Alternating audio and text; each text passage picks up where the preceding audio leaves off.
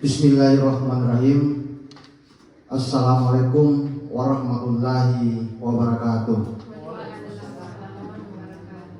Yang terhormat Ibu Kepala SD Negeri 245 Batu Tompo, yang saya hormati Bapak dan Ibu guru hebat yang sempat membersamai kami di ruang diseminasi penyebaran pemahaman dan penerapan pengalaman budaya positif. Syukur alhamdulillah kita panjatkan kehadirat Allah Subhanahu wa taala atas rahmat dan inayahnya sehingga kita diberi kesehatan dan kesempatan dalam melaksanakan kegiatan diseminasi ini. Tak lupa pula kita kirimkan salawat dan taslim kepada junjungan kita Nabi besar Muhammad sallallahu alaihi wasallam yang mengangkat derajat manusia dari alam kegelapan ke alam yang terang benderang yang seperti kita rasakan sekarang ini. Baiklah Bapak Ibu, adapun materi yang akan saya paparkan pada hari ini, tapi sebelumnya saya akan perkenalkan dulu yang membawakan materi pada hari ini, yaitu saya sendiri atas nama Muhammad Rustan SPD dan Ibu Ratnawati Otong SPD NPD. Selanjutnya materi yang saya paparkan pada hari ini yaitu budaya positif. Budaya positif adalah seperangkat nilai, keyakinan, dan kebiasaan yang penting untuk menciptakan lingkungan yang aman, nyaman, sportif bagi semua orang untuk berkembang dan belajar. Budaya ini memiliki banyak manfaat seperti meningkatkan motivasi, prestasi belajar, kesehatan mental, dan rasa kebersamaan. Jadi di budaya positif ini banyak sekali manfaatnya bagi kita Bapak Ibu hebat. Karena seperti dalam pembelajaran itu dapat meningkatkan motivasi dan prestasi belajar peserta didik, baik dari kesehatan mental dan rasa kebersamaan atau kekompakan. Selanjutnya, di sini budaya positif dengan penyebaran pemahaman. Adapun latar belakang pendidikan adalah sebuah tuntunan dalam hidup dan tumbuh kembang anak. Setiap anak memiliki kekuatan dirinya sendiri, memiliki pengalaman dan kekayaan. Pendidikan haruslah membimbing, menguatkan apa yang ada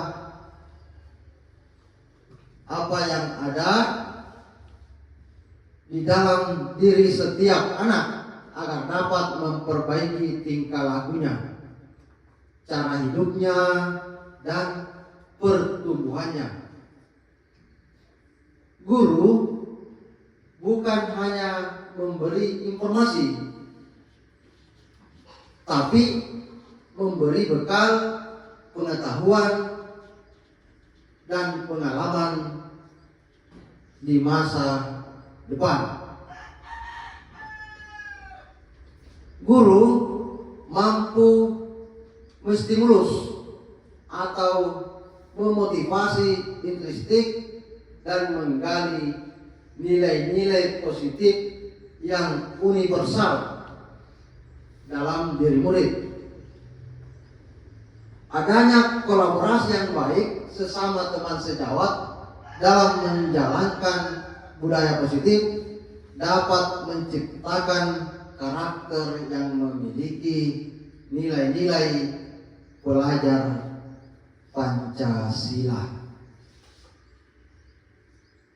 Di sini ada tujuan aksi nyata. Dengan menerapkan budaya positif di kelas atau di sekolah, diharapkan dapat menumbuhkan karakter pada siswa dan senantiasa berpikir positif segala tindakan atau perbuatan sehari-hari.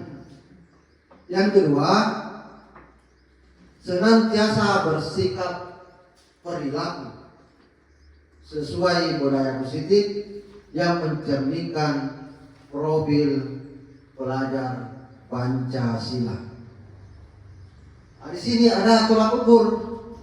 Tolak ukurnya terdiri dari indikator tindakan, aksi nyata berjalan, bagaimana berjalan dengan baik dan lancar. Yang pertama, supaya indikator tindakan aksi nyata berjalan dengan baik dan lancar, maka ada kegiatan merancang keyakinan kelas melalui kegiatan kesepakatan kelas yang dilakukan secara bersamaan antara guru dan murid. Jadi ada kesepakatan kelas yang kita bikin. Jadi begini Bapak Ibu, bukannya saya menggurui Bapak Ibu dalam kegiatan ini, dalam memaparkan materi ini, tapi alangkah bagusnya kalau kita bekerja sama membuat suatu keyakinan kelas. Yang kedua, anak didik terbiasa menerapkan budaya 5S kepada anak didik kita. Yang ketiga, peduli dalam mencintai diri sendiri dan peduli terhadap kebersihan lingkungan. Dan selanjutnya yang keempat, mensosialisasikan pemahaman dan pengalaman dalam menerapkan budaya positif kepada teman sejawat.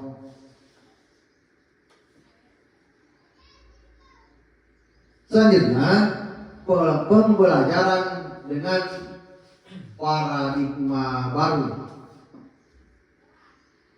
Pembelajaran dengan paradigma baru merupakan pembelajaran yang dirancang berdasarkan prinsip pembelajaran berdiferensiasi, sehingga peserta didik belajar sesuai kebutuhan berdasarkan tahap perkembangan sesuai psikologi modern untuk mewujudkan profil pelajar Pancasila. Yang mana di sini saya tanyakan profil Pancasila. Yang pertama, beriman, bertakwa kepada Tuhan Yang Maha Esa, berkebinekaan global, bergotong royong,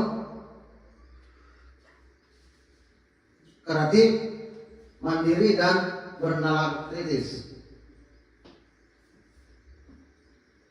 Jadi di sini selanjutnya Bapak Ibu ada nilai-nilai kebajikan yang perlu kita pahami.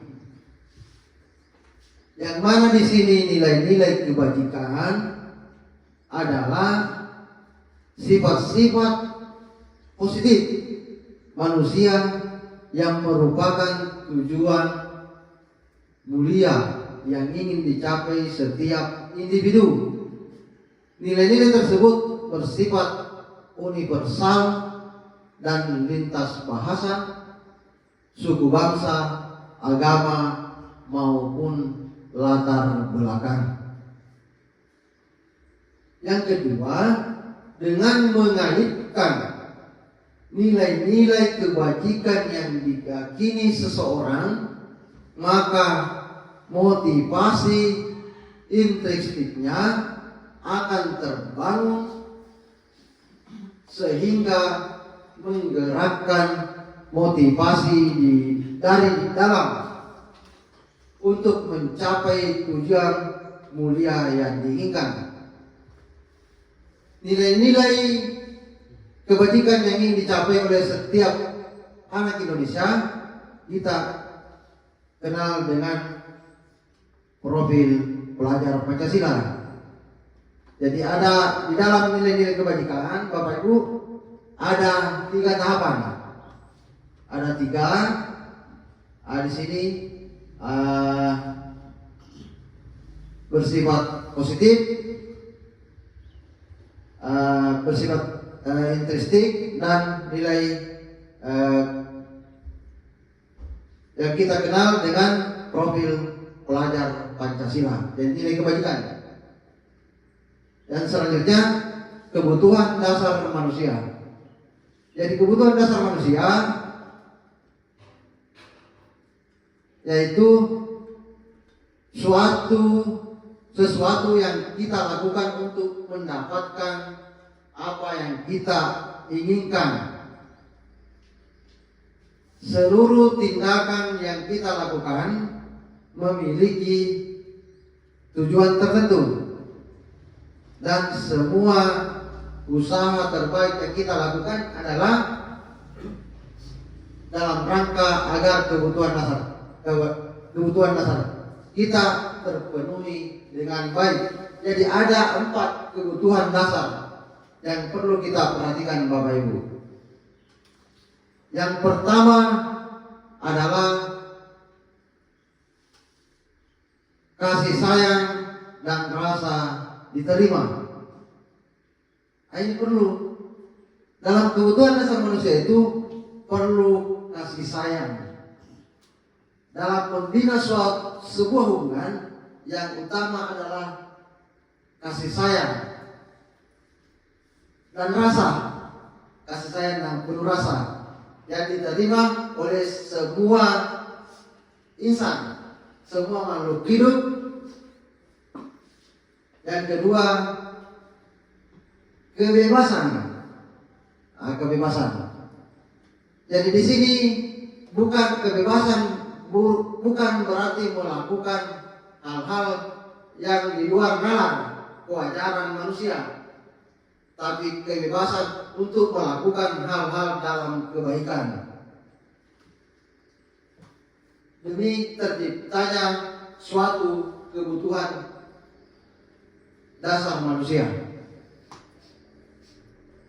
Yang ketiga, kesenangan. Ini sangat penting, kesenangan dalam kebutuhan dasar manusia. Bagaimana caranya, Bapak Ibu, agar kita mendapatkan suatu kesenangan baik di lingkungan sekolah, peserta didik kita merasa senang dalam menerima mata pelajaran yang diberikan oleh Bapak Ibu guru sekalian. Selanjutnya ada penguasaan. Jadi di sekolah kita ini, Bu, harus perlu penguasaan. Kita harus penguasaan materi, penguasaan bagaimana caranya memahami, penguasaan karakter kepada peserta didik kita. Jadi ini ada 4 kebutuhan dasar manusia yang sangat penting kita perhatikan.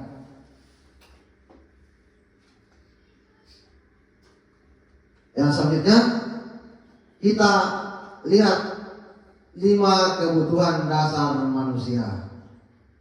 Yang pertama, bertahan hidup. Jadi Bapak Ibu, bagaimana supaya kita berusaha bertahan hidup? Di sini supaya kita bisa bertahan hidup, yang pertama adalah makanan. Itu penting. Yang kedua, pakaian, tempat tinggal, keamanan, dan kesehatan. Nah, ini dalam satu ruang lingkup. Agar kita bisa bertahan hidup, kita harus ada beberapa item di dalamnya, yang mana makanan, pakaian, tempat tinggal, keamanan, dan kesehatan. Nah, selanjutnya kasih sayang dan rasa diterima. Rasa diterima, kasih sayang sangat penting, terutama menyalurkan rasa kasih sayang kita kepada tenaga kepada anak didik kita. Itu sangat penting. Nah, di sini kasih sayang dan rasa diterima ada dipedulikan, berbagi, kerjasama, menjadi bagian dalam kelompok. Yang ketiga adalah penguasaan. Yang mana di sini penguasaan, harga diri, termasuk keinginan untuk dianggap, memimpin, berprestasi, diakui, dan didengar. Nah, selanjutnya adalah kebebasan. Kebebasan di sini terdiri dari mandiri,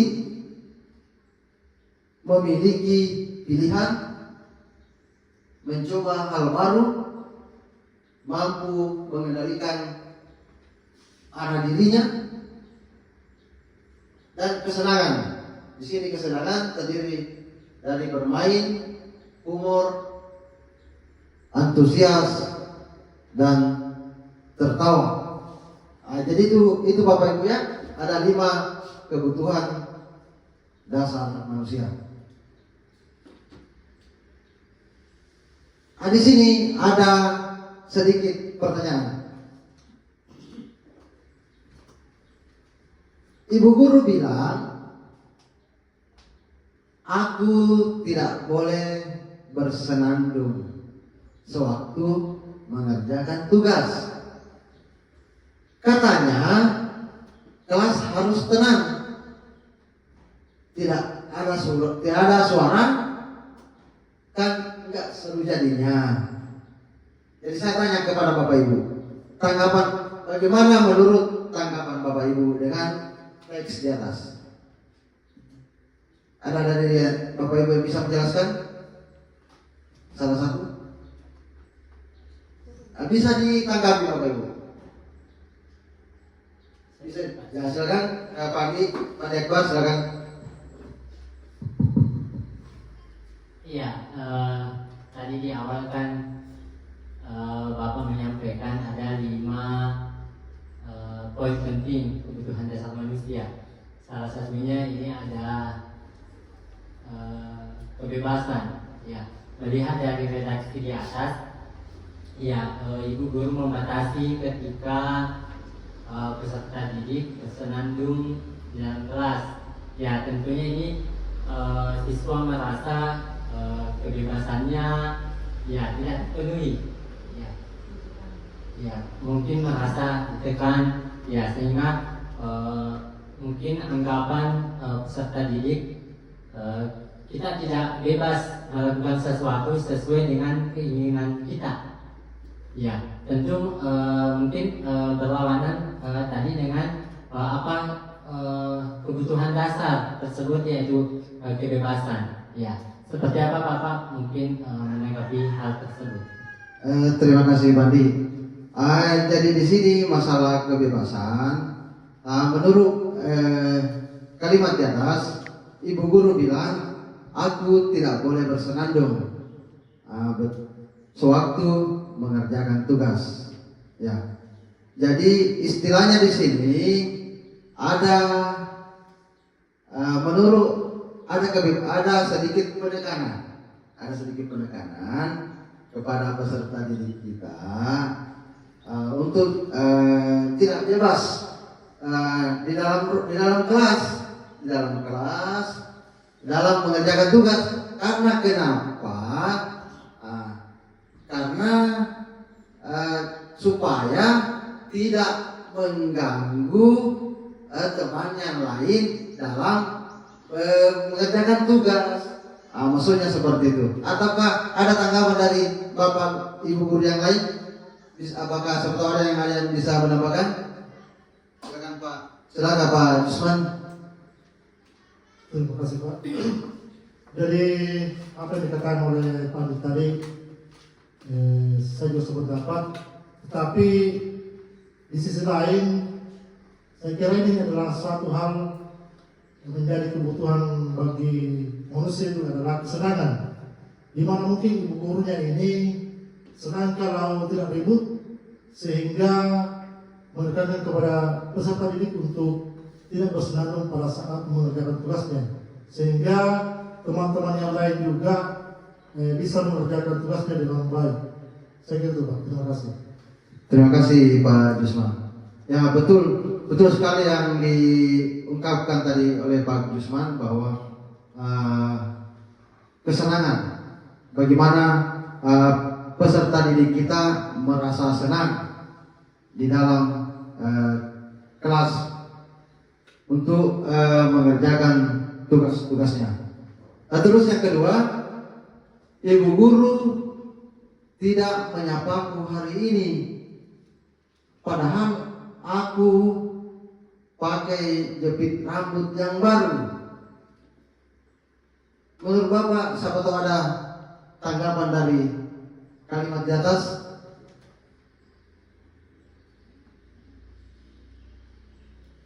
Jadi saya ulangi, ibu guru tidak menyapaku hari ini, padahal aku pakai jepit rambut baru. Bagaimana Bapak Ibu?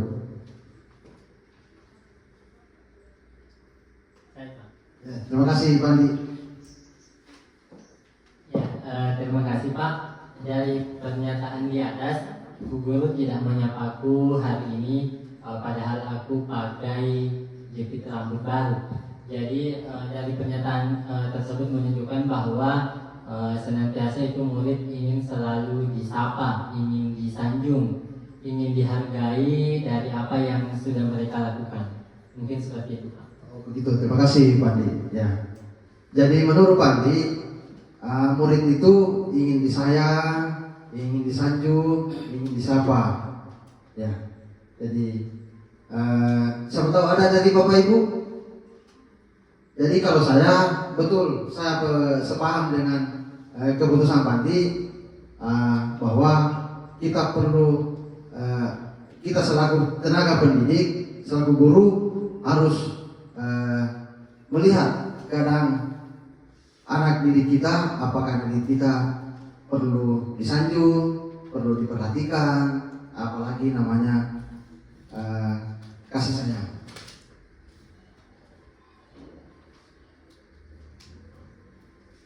Ya, jadi cuma barangkali itu.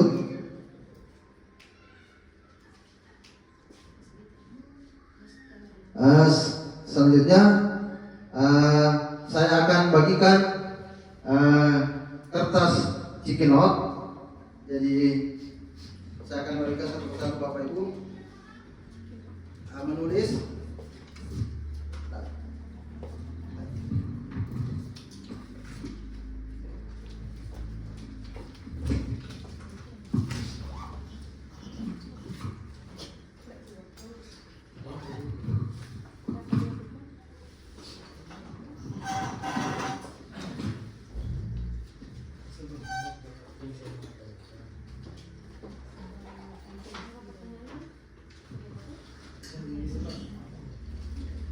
Jadi Bapak akan menuliskan sesuai dengan konsep di atas, sesuai dengan pilihan Bapak Ibu. Jadi apakah Bapak masuk di mana? Apakah Bapak masuk di kesenangan? Apakah masuk di cinta dan kasih sayang, kebebasan, atau penguasaan? Yang kedua bisa masuk di kesenangan, jadi sama redaksi jawabannya. Cinta dan kasih sayang, kebebasan dan penguasaan.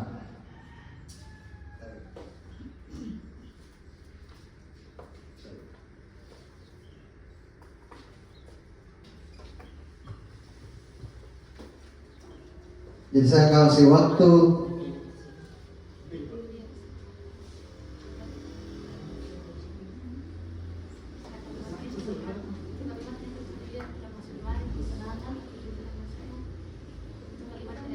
Maksudnya Bu itu, misalnya aku sebel gambarku tidak rapi, malah ibu guru tunjukkan ke teman-temanku di kelas, di depan kelas. Maksudnya mau dipilih apakah? ya dipilih Pak, dipilih.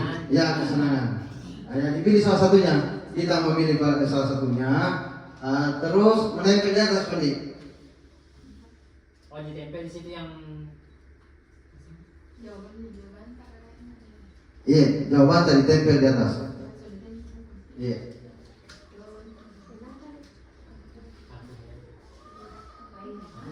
Tempel di sini Pak, sini sampingnya.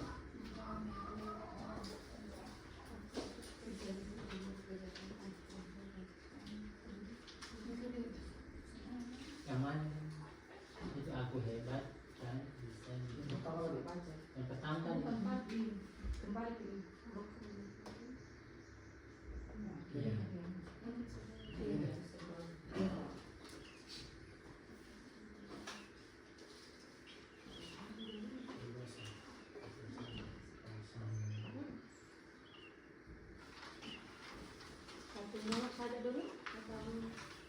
Langsung dua. Satu saja Bapak Ibu. Jadi memilih salah satunya. Jadi di sini sesuai dengan pilihan Bapak Ibu.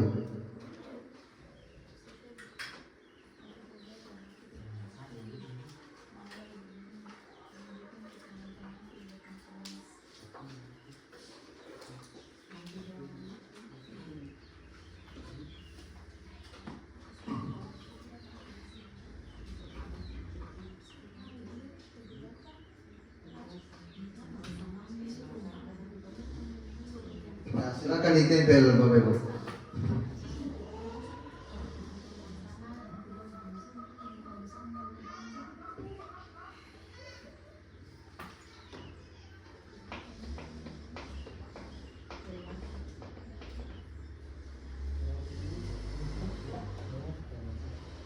Sudah Pak.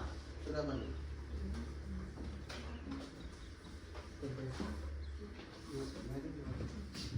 Silakan tempel dulu.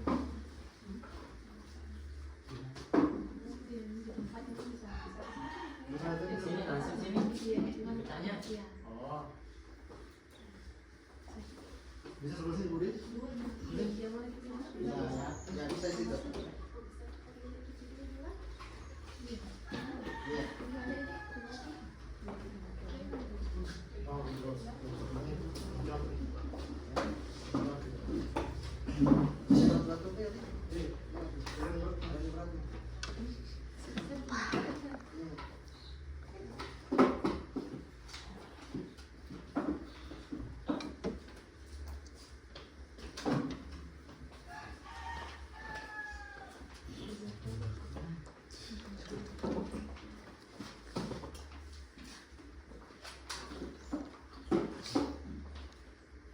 Jadi menurut kesepakatan Bapak Ibu, Agus sebel. Gambarku tidak rapi, malah ibu guru nunjukin ke teman-temanku di depan kelas. Jadi menurut Bapak Ibu yang dipilih adalah penguasaan. Jadi betul sekali Bapak Ibu.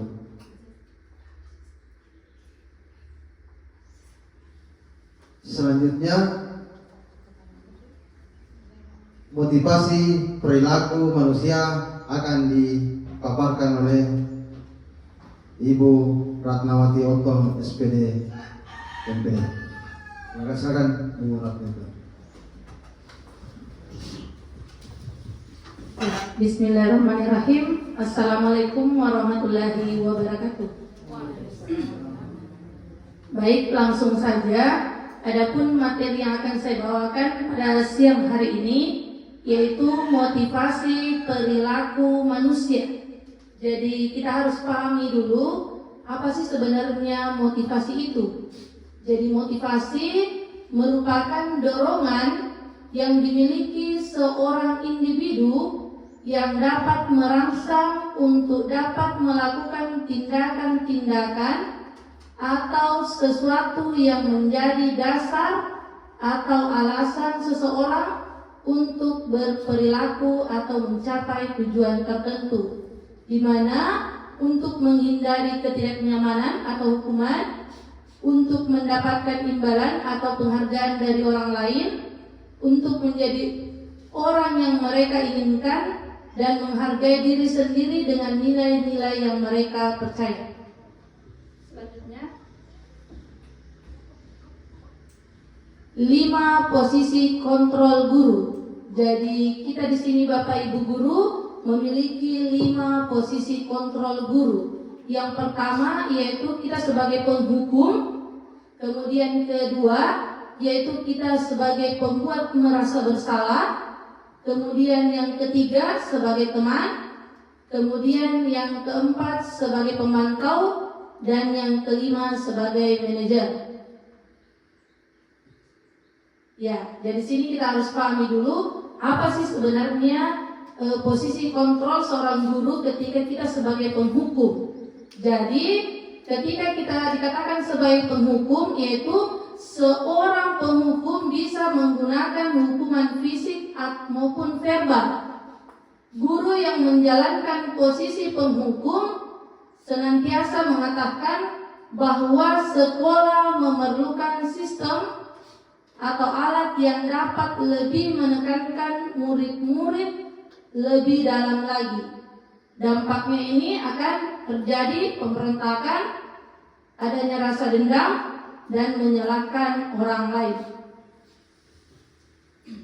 Kemudian selanjutnya, apabila kita sebagai pembuat merasa bersalah, yaitu di mana pada posisi ini biasanya guru akan bersuara lebih lembut, di mana pembuat rasa bersalah akan menggunakan keheningan yang membuat orang lain merasa tidak nyaman, bersalah atau rendah diri.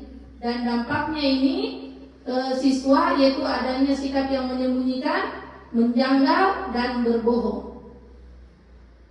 Selanjutnya, posisi kontrol seorang guru yaitu teman, di mana ketika kita jadi teman di sini, guru pada posisi ini tidak akan menyakiti murid, namun akan tetap berupaya mengontrol murid melalui persuasi. Posisi teman pada guru biasanya negatif ataupun positif.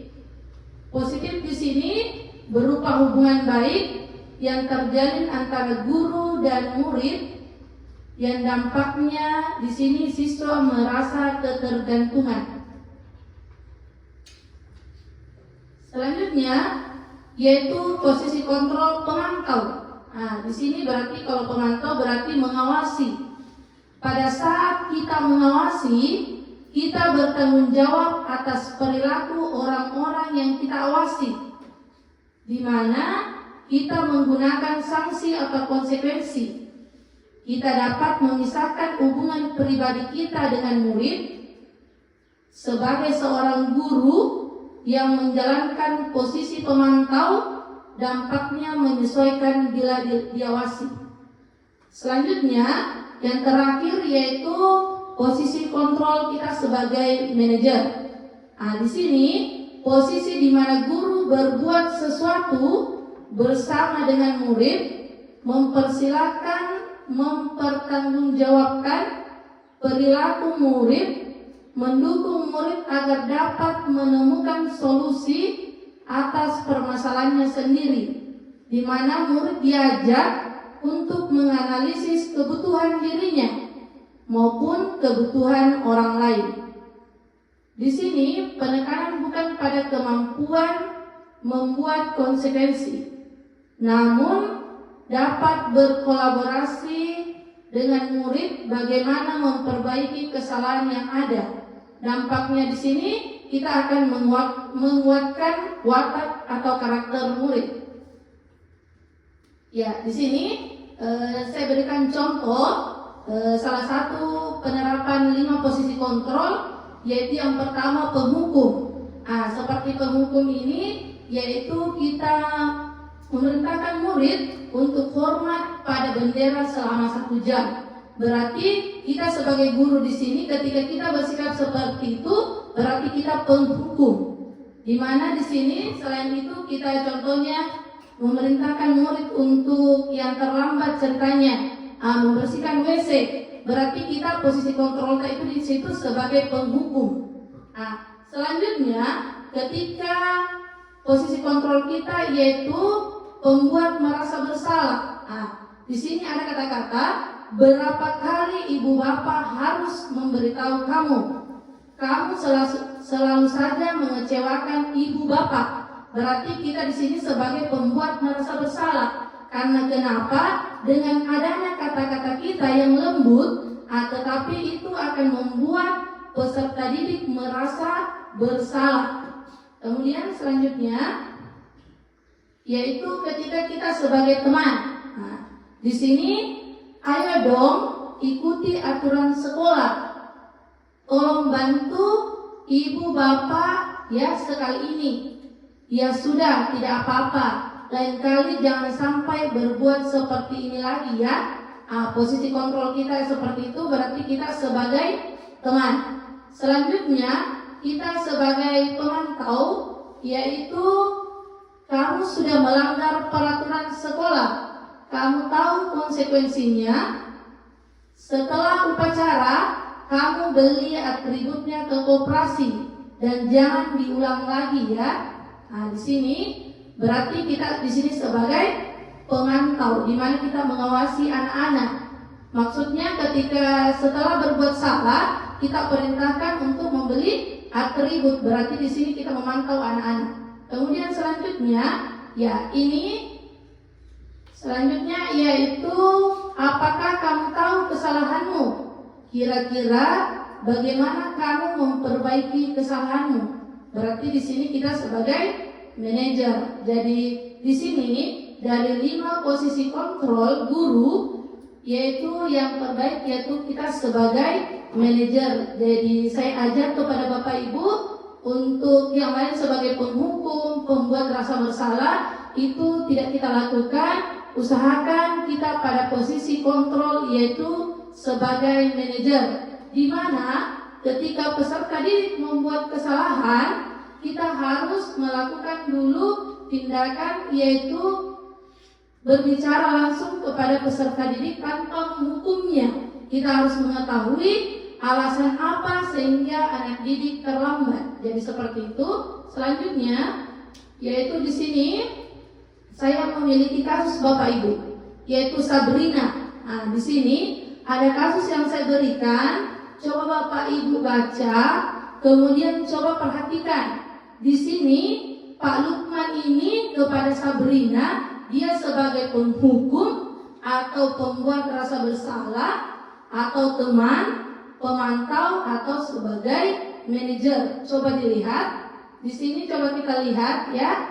Sabrina hari itu bangun terlambat dan terburu-buru sampai di sekolah. Dia pun akhirnya sampai di gerbang sekolah, tapi baru menyadari kalau tidak menggunakan sepatu hitam seperti tertera di peraturan sekolah. Di depan pintu kelas, Pak Lukman menanyakan Sabrina, apa peraturan sekolah tentang seragam warna sepatu? Sabrina menjawab, sudah mengetahui, sepatu harus berwarna hitam. Namun terburu-buru dan salah menggunakan sepatu.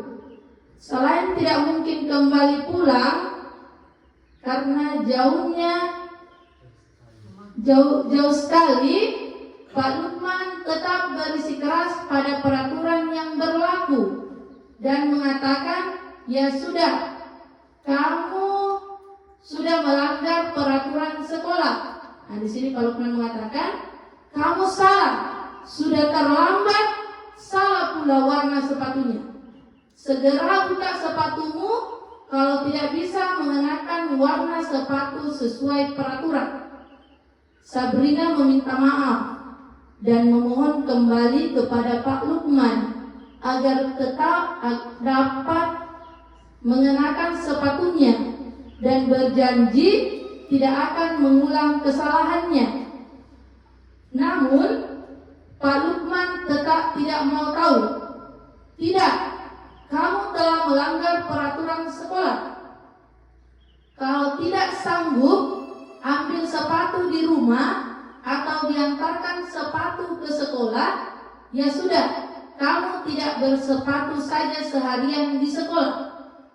Sekarang copot sepatumu dan silakan belajar tanpa sepatu seharian. Sabrina pun dengan berat hati mencopot sepatunya dan memberikannya kepada Pak Lukman. Seharian dia tidak berani berkeliling sekolah karena malu dan lebih banyak berdiam diri di kelas tanpa alas sepatu. Jadi di sini coba Bapak Ibu perhatikan Pak Lukman di sini bagaimana sifatnya. Posisi kontrol kita sudah pelajari tadi ada 5, yaitu sebagai penghukum, pembuat rasa bersalah, teman, pemantau, dan manajer. Coba Bapak Ibu analisa, kira-kira apa Pak Lukman di sini, dia posisinya di mana? Coba mungkin ada dari Bapak Ibu.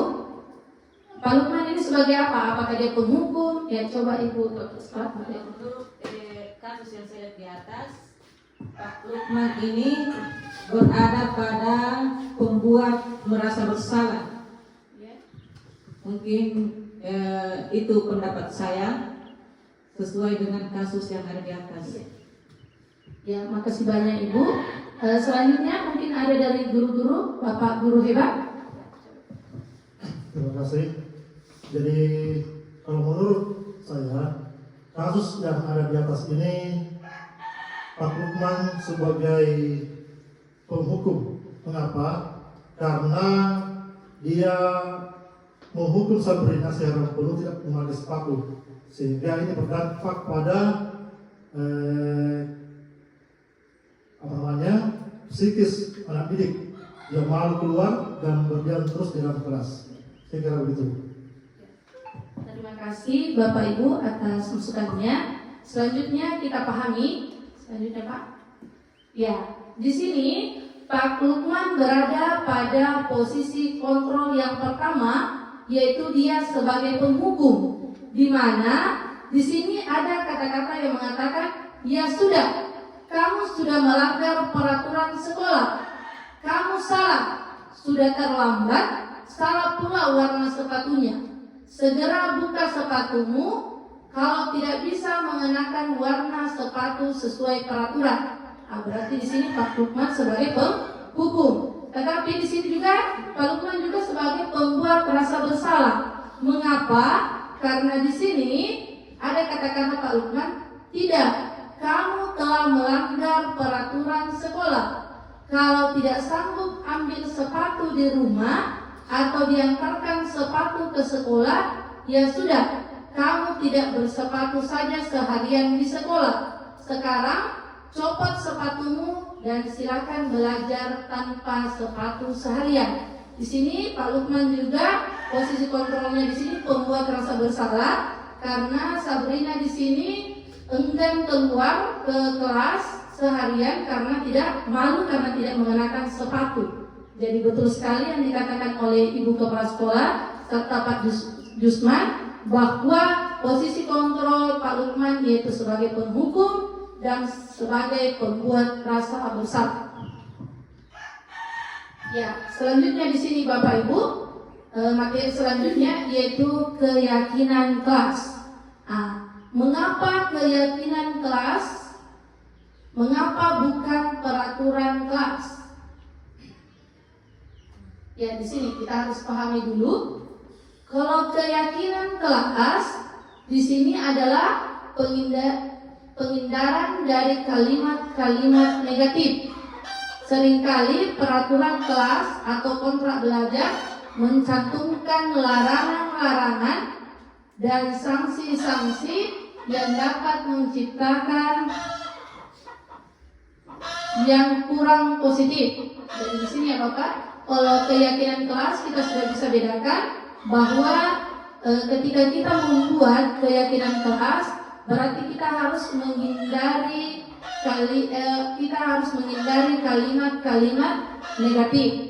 Sedangkan kalau peraturan kelas itu Bapak Ibu, berarti di situ dicantumkan larangan-larangan dan sanksi yang dilakukan ketika berbuat kesalahan. Selanjutnya, ya, di sini pembuatan keyakinan kelas itu dia lebih abstrak dari peraturan, kemudian berupa pernyataan universal atau menyeluruh, kemudian dibuat dalam bentuk positif, kemudian sedikit saja agar mudah diingat, sesuai dengan kondisi kelas sekolah agar mudah diterapkan, kemudian semua warga sekolah kelas dilibatkan saat membuat. Ya, seperti contoh yang saya buatkan Bapak Ibu, salah satu keyakinan kelas yang saya buat yaitu kita bersikap baik dan jujur. Nah, berarti tidak ada kalimat-kalimat negatif di sini. Berarti yang kemudian kita saling mendengarkan. Nah, ini. Kemudian kita saling menghormati. Kemudian mandiri. Kemudian bergotong royong. Jadi ini keyakinan kelas yang saya buat di kelas 1. Jadi beda kalau peraturan Bapak Ibu. Kalau peraturan di situ ada seperti dilarang membuat sampah, berarti ada di situ kata kalimat negatifnya, ada kata dilarang. Nah, kalau kita di sini ketika kita membuat keyakinan kelas, berarti kalimat yang digunakan harus kalimat positif. Selanjutnya yaitu segitiga restitusi. Nah, tadi Bapak Ibu ada kasus Sabrina dengan Pak Lukman.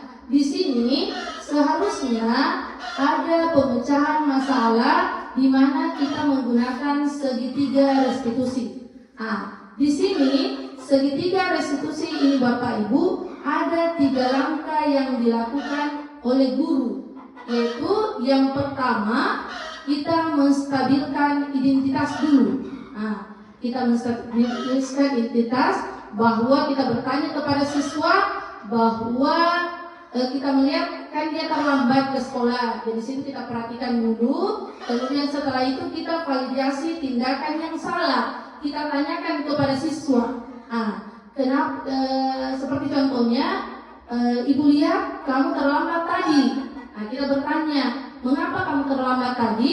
Di sini siswa sendiri yang menjawab. Seperti ini ibu. Kemudian setelah itu kita memberikan pertanyaan bahwa kita sudah membuat keyakinan kelas. Keyakinan kelas itu apakah anak didik kita mengetahui atau tidak? Setelah itu baru kita tanyakan bagaimana solusinya agar kamu tidak terlambat, seperti itu.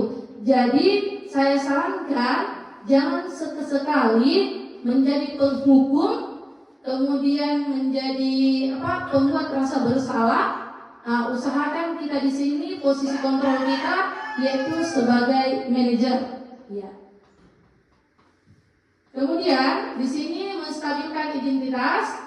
Ini berarti mengakui dan menghormati identitas seseorang yang terlibat dalam konflik atau pelanggaran.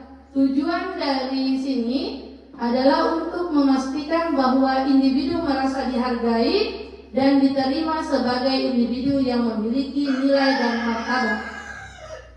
Kemudian validasi tindakan yang salah. Di sini kita mengakui bahwa tindakan atau perilaku yang melanggar aturan atau merugikan orang lain merupakan sebuah kesalahan. Dalam sisi ini penting untuk menunjukkan pengertian terhadap kesalahan yang dilakukan tanpa menghakimi atau menghina individu tersebut. Selanjutnya, menanyakan keyakinan. Ini mencakup langkah-langkah untuk memperbaiki hubungan dan membangun keyakinan antara individu yang terlibat. Dalam sisi ini, penting untuk mengembangkan komunikasi yang terbuka, mengakui perasaan dan kebutuhan masing-masing pihak, dan bekerja sama untuk menciptakan lingkungan yang mendukung pemulihan hubungan. Kemudian selanjutnya yaitu menstabilkan identitas. Di sini berdasar prinsip pembuat kesalahan adalah bagian dari proses pembelajaran. Seperti berbuat salah itu wajar, tidak ada manusia yang sempurna. Ibu bapak juga pernah melakukan itu. Ibu bapak tidak mau mencari siapa yang salah, tapi ibu bapak ingin mencari solusi dari permasalahan ini. Kamu berhak merasa begitu. Ini salah satu contoh kalimat bagaimana kita menstabilkan identitas. Selanjutnya, validasi tindakan yang salah. Di sini contoh kalimatnya yaitu kamu pasti punya alasan mengapa melakukan hal itu. Padahal kamu bisa melakukan yang lebih buruk dari ini ya. Kamu patut bangga karena telah melindungi sesuatu yang penting buat kamu.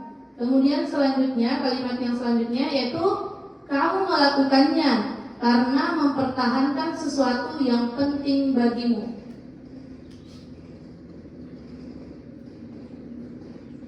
Kemudian menanyakan keyakinan yaitu seperti kalimatnya yaitu seperti apa gambaran sebuah kelas yang ideal menurut kamu.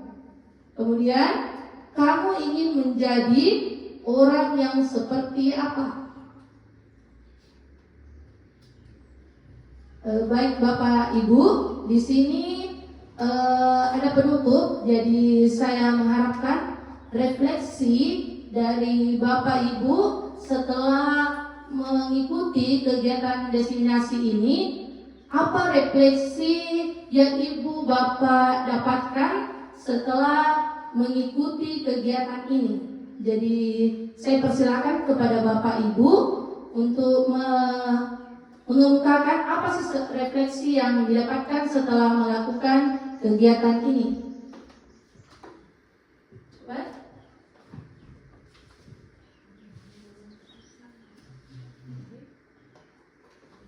Ya, bagaimana Bapak Ibu?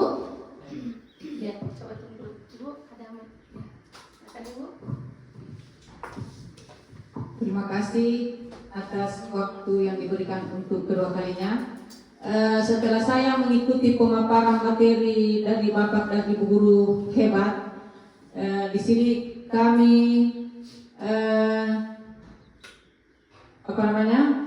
mendapat pengalaman baru atau pengetahuan baru.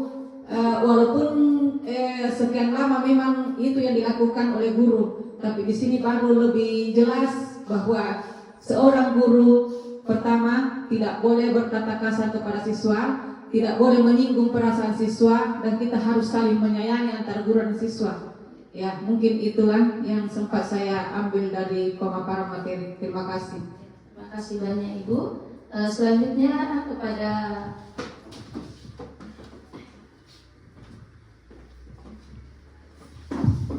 Ya baik, terima kasih. Mungkin kesimpulan dari materi yang didapatkan pada diseminasi pada siang hari ini mungkin sangat luar biasa apa yang sudah Bapak dan Ibu berikan. Ya, ini menjadi pencerahan bagi kita semua. Sudah mengingatkan kita bahwa ada beberapa hal mungkin yang perlu kita benahi dan kita perbaiki sebagai pendidik. Tentunya di awal tadi Pak Rustan sudah menyampaikan terkait tentang budaya positif, ya seperti apa mungkin tindakan atau langkah-langkah yang dapat kita lakukan untuk memperbaiki karakter dari peserta didik, kemudian bagaimana kita bisa memenuhi 5 dasar kebutuhan sebagai manusia yang tentunya mungkin bisa juga kita berikan kepada peserta didik kita. Kemudian dilanjutkan materi terkait keyakinan kelas, ya seperti apa bentuk kesepakatan yang bisa kita berikan kepada peserta didik tanpa mungkin menghakimi, ya. Kemudian dilanjutkan materi terkait dengan 5 posisi kontrol guru, ya. Mungkin seperti tadi yang Ibu jelaskan bahwa selama ini ya mungkin kita kadang mungkin lupa, ya mungkin kita lupa bagaimana menempatkan posisi kita sebagai seorang pendidik, ya. Tapi melalui materi yang Ibu berikan pada siang hari ini mungkin sedikit membuka pemahaman bagi kita semua bahwa kita sebagai pendidik ini juga melihat seperti apa kebutuhan peserta didik dan bagaimana kita bisa menempatkan posisi kita sebagai manajer. Mungkin seperti itu yang bisa saya sampaikan. Sekian. Terima kasih Pak. Mungkin ada dari Bapak Ibu? Ya sudah ya. Berarti itu refleksi. Terima kasih.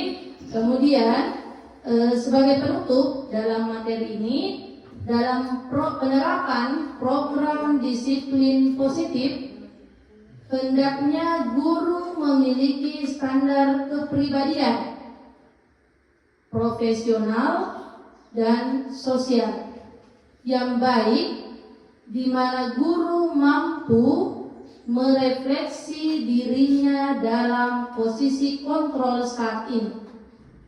Bagaimana perjalanan dirinya sebagai manajer. Jadi tadi ada 5 posisi kontrol. Saya harapkan mudah-mudahan kita bisa berada pada posisi kontrol manajer. Kemudian yang mana menuntun murid-muridnya menjadi insan yang mandiri, merdeka, dan bertanggung jawab. Demikianlah pemaparan materi yang kami sampaikan dari saya, dan sekali lagi banyak terima kasih kepada Bapak Ibu guru hebat karena telah meluangkan waktu berkumpul di tempat ini untuk melakukan diseminasi calon guru penggerak angkatan ke-11 pada modul 1.4. Kemudian selanjutnya saya serahkan kepada teman saya. Saya akhiri dengan ucapan wabillahi taufiq wa hidayah. Wassalamualaikum warahmatullahi wabarakatuh. Terima kasih Bapak Ibu atas kesediaannya dalam melaksanakan kegiatan itu, yaitu desiminasi penyebaran dan pemaparan budaya positif. Jadi karena keterbatasan waktu, saya ucapkan wabillahi taufiq wal hidayah. Wassalamualaikum warahmatullahi wabarakatuh. Jadi ada daftar hadir Ibu, tapi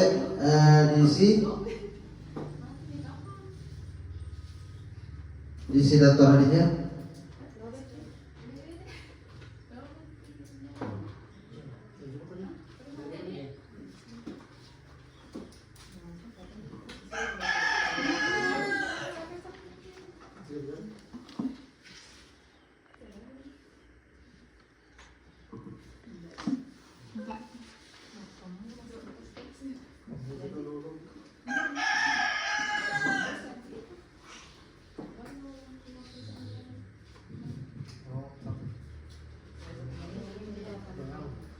Silakan Pak.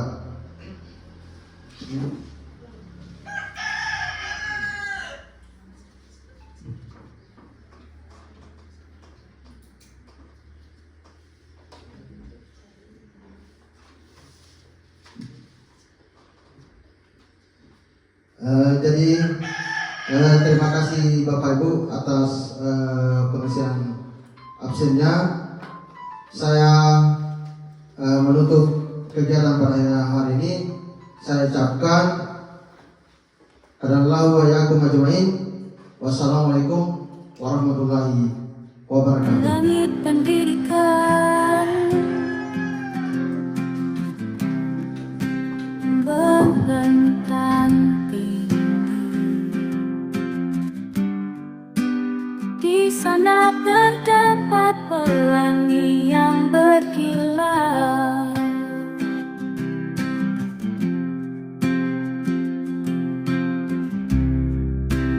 Warna-warnimu seperti spektrum yang